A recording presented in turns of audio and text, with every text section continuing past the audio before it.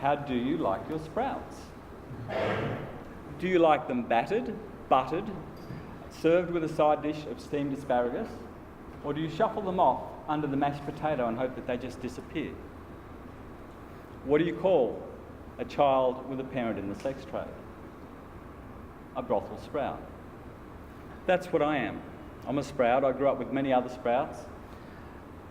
None of us really escaped childhood without unfortunate impacts. I'm the only one that I know of who's managed to get through into academia for quite some time. And now I'm telling their story. I'm telling our story. It's a story that goes back thousands of years, and nothing ever changes while ever we're invisible. We've been part of the social economic backdrop as long as the oldest trade has been in existence. We've existed in every space, every place, and every time. But you look to the records and it's like we're never there. Our stories don't get told. In a world where everyone and everything has a platform from which to shout their story, we don't exist. The numbers are actually really interesting when you run the stats, and you have to run the stats because nobody's ever bothered to count us. And the best the stats can do is tell you that there are somewhere between 5,000 and 300,000 of us born every 10 years across Australia. That's a huge spread. But I don't care, because even if it's the lowest number, it's a hell of a lot of people. So, stories that have been told about us. We don't exist. Look to Julia Roberts' Pretty Woman, the classic of the sex trade. No sprouts in that one. We just don't exist. Look at Joss Whedon's Techno Whorehouse, Dollhouse. No kids there. Look at the latest iteration of Westworld. You want sex, pay for a robot. No kids coming out of that. Absence is a story in itself. It denies our experience, it denies our existence. It defines the sex trade. And I keep using the word the sex trade. I'm not going to apologise for that. I'll talk a little bit more at the end and you'll get a sense for why I do that. While ever we are absent, while ever we don't exist, nothing changes. Just occasionally you'll get a glimpse of us. I'm sure most everybody here saw Underbelly.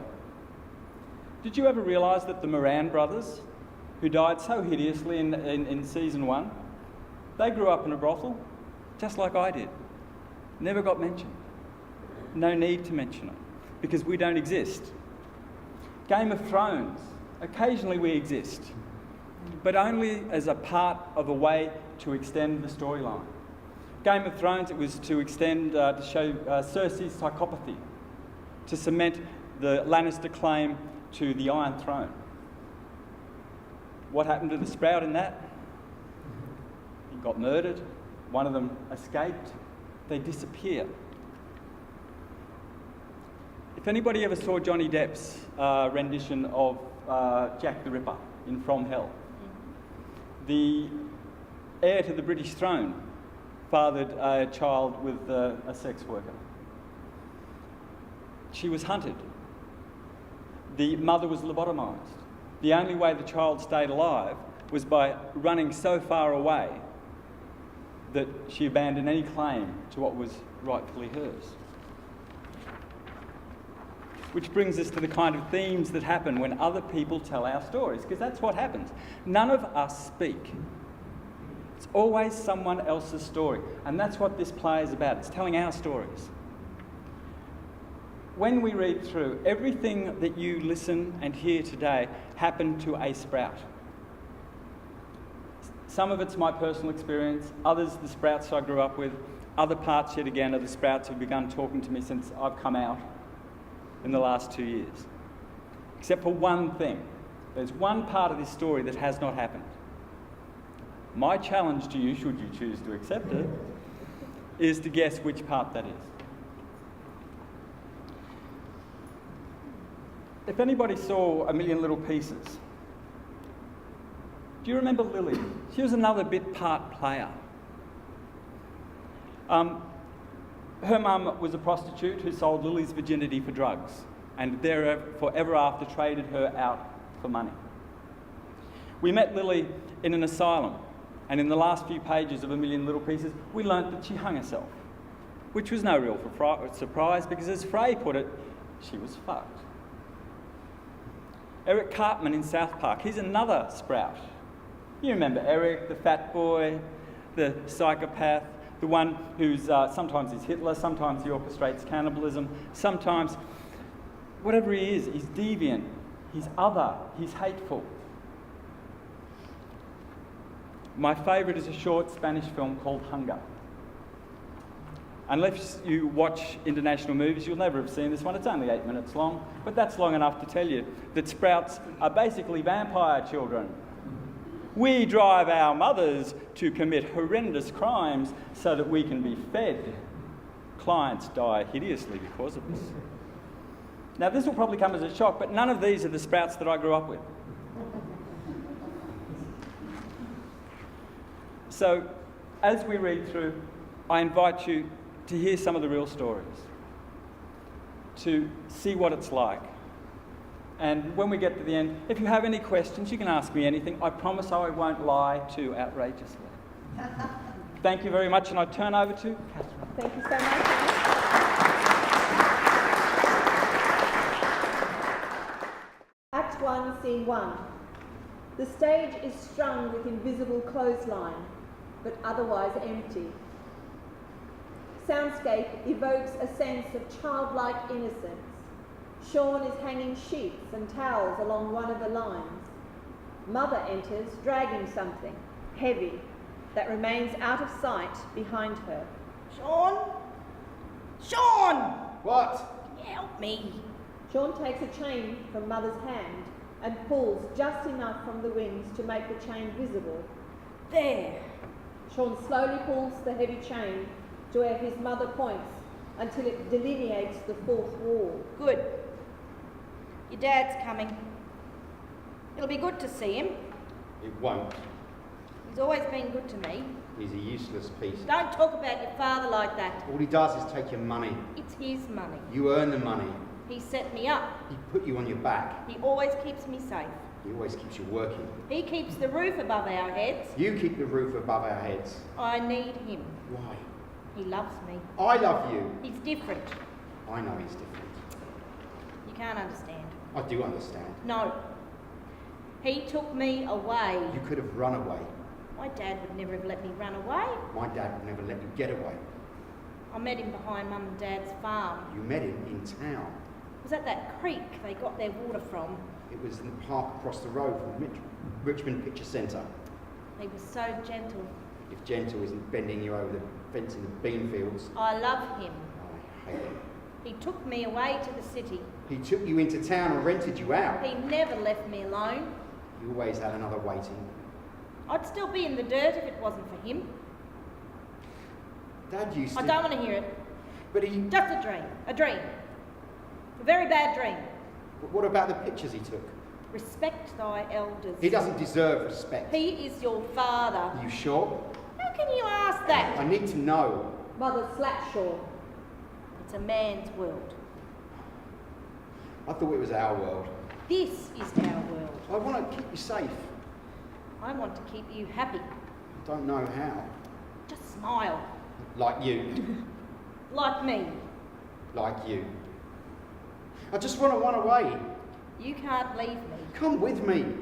I can't leave my husband. We could do everything. You can't make me do anything. We could be free. I am free. I'm not. Just be happy. Just help me. Mother and Sean sing to the tune of Rose, Rose, Rose Red. Son born from my bed. Hang on, we need. Son born from my bed.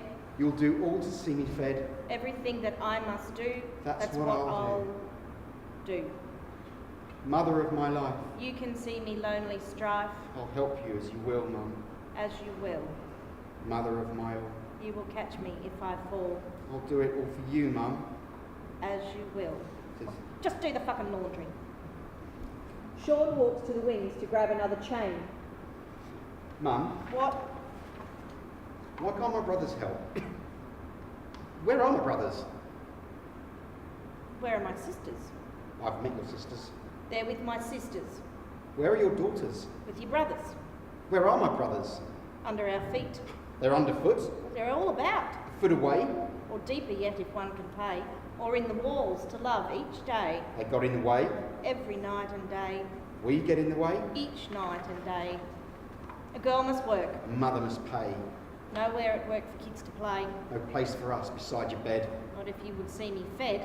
The choices are. There have to be. I guess that's what they meant. I guess that's what they meant by free. Ding dong, ding dong. Church bells on a misty morns. Carve their names on moss-covered stones. On moss-covered stones. Laundry. Sean pulls the chain and drags a little red wagon onto stage. The wagon is piled with dirty sheets and towels. You have to wash them separate. I know, Mum. Use the springtime bouquet. It's a subtle, but it takes away the semen sense. You have to separate the cunning sheets from the used towels, because if you want them nice and clean and unwrinkled and smelling of sunlight, you can't wash them all in together. Sound of a cash register. Your father's here. I have to... I'll go, I know. You have to go. Mother exits and the sound of footsteps on stairs slowly fades as Sean comments on the sheets as he separates them. Oh, see the patterns there. She was on top. And this one, see the spray? Oh, Mum was good. Bed springs begin squeaking slowly. And these tiny little dribbles, compulsive masturbator. Tank's always empty. Bed springs squeak frantically. She was telling me about Alan. She has to go to work. She has to work hard to get him up. He wants her to move to the Gold Coast with him. She never said what would happen to me if she went. Bedhead starts pounding wall furiously. Sean looks up to the sound source. Pounding stops. 90-second norm. Yep, that's Dad. Mother enters. Never tell. Never tell. Never, ever tell. Never, ever. I have to go to school. He has to go to school. Oh, another school. A new school. So many schools. Oh, he's sick of schools. I'd keep him home. She won't dare. I just hate. The teachers stare. Instead, I'll go. And start anew. The first day sucks. But that's what I do. I'm not here. Mother exits. Sean looks around. Mum's not there.